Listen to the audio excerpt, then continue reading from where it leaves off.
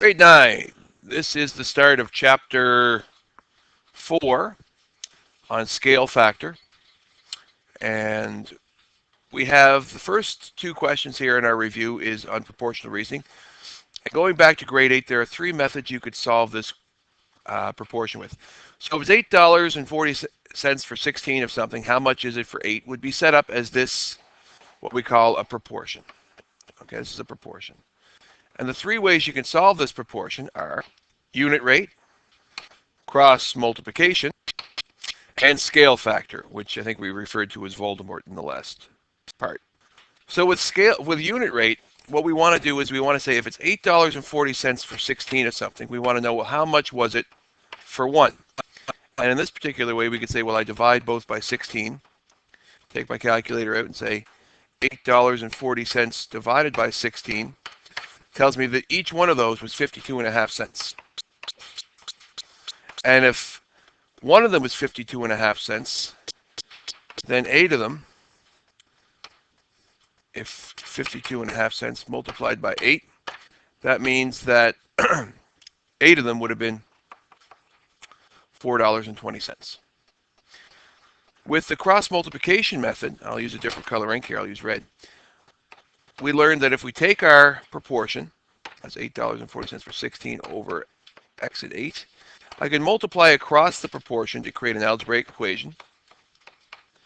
That'd be 64 plus 320 is 6720. And then when I set it up like that, I can divide both sides by my coefficient using my basic algebra sense. And 6720 divided by, what number was it? I have a memory like a bean's throat. 16. You get 4.2 again. Same answer as you did up here. So therefore, it would be, x would be 4.2, and therefore it would be $4.20 for 8 of them. The third way you can do it, I'll scroll down here, is with scale factor. Now, if it's $8.40 for 16, how much is it for 8? Normally what you do is you'd say, well, I can divide this by 2 to get 8. I'll divide this by 2. And 840 divided by 2 is 420, and then we'd be okay with it. That's fine. But what we want to try and do is, because this unit is all based on the idea of scale factor, we want to be able to think about what do I multiply 18 by or 16 by to get 8. So one of the fundamental rules of multiplication, of course, is if you multiply a number by 1, you get itself. If you multiply a number by something greater than 1, you increase the value of that number that you multiplied. But if you multiply a number by a decimal, in this case, we'll say decimal 5, this is half, and this is of. So if I think about multiplication as it doesn't matter which order you do it in, if you multiply 2 by 3, you get 6, or if you multiply 3 by 2, you get 6, then when we're multiplying by decimal 5, what I like to think of it as is taking the decimal 5 first and multiplying it this way. So then you can always say half of, and then whatever the number is. In this case, if I see this, I can read this as half of 16, because decimal 5 is half and the multiplication symbol is of. So when I multiply by decimal 5, I want to say to myself half of. So half of 16 is 8, and if I multiply this by decimal 5, and I can take my thing here, go decimal 4 multiplied by decimal 5, is $4.20. Okay, so it's the same answer. But this way we were able to achieve proportional reasoning by multiplication of a decimal.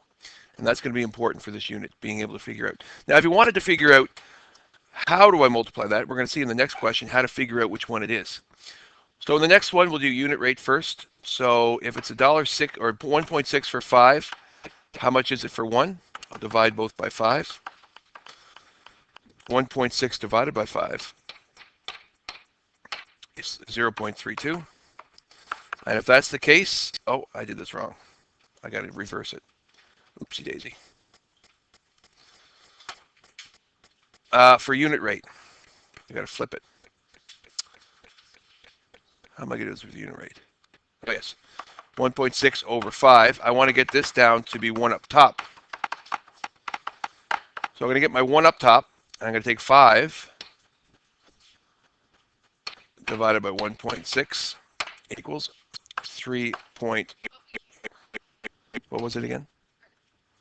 3.125. Yes, you can. For this one, you can. Just for the third method, you can't.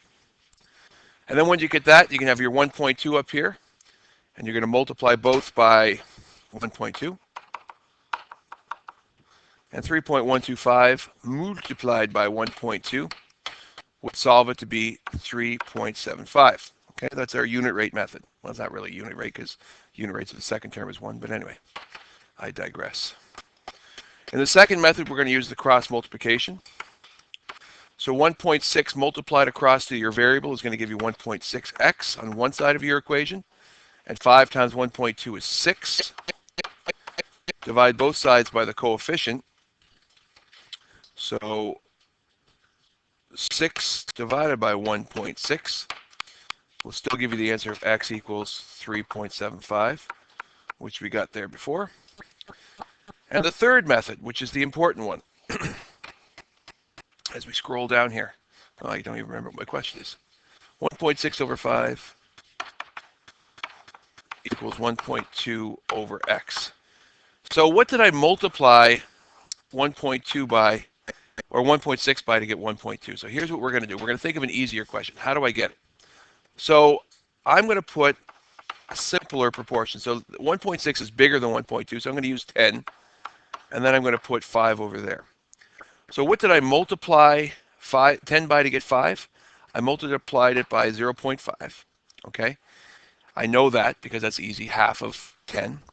So what you can then realize is that in order to get that multiplier, if you take this number and divide it by this number, so 5 divided by 10, that will tell you what you multiply it by in order to get the answer. So take your second term divided by your first term, and that will tell you what to multiply it by. So if I go back, there we are.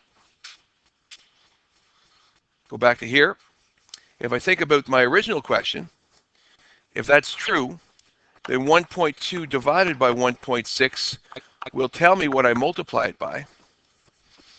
So if I take my 1.2 divided by my 1.6, it tells me 0.75. So I'm going to multiply both terms by that. So let's just double check. 1.6, to make sure it does give me 1.2, multiplied by 0.75 equals 1.2. So therefore 5 multiplied by that same factor will tell me the missing value of 3.75. Okay? So just to recap, I'll do another one real quick. 2.5 over 8 equals, what's it, 1.25, 0.6, let's just do 1.25, make it simple, over x. So again, I want to know what do I multiply this by. So take this term, divide it by the other term, 1.25 divided by 1.25 divided by 2.5 is 0.5. So therefore, if I multiply it by 0.5, I'll get 1.25, or half of 2.5. Multiply this, I would find my answer is 4. Okay? That's just how to use what you're multiplying by. Okay.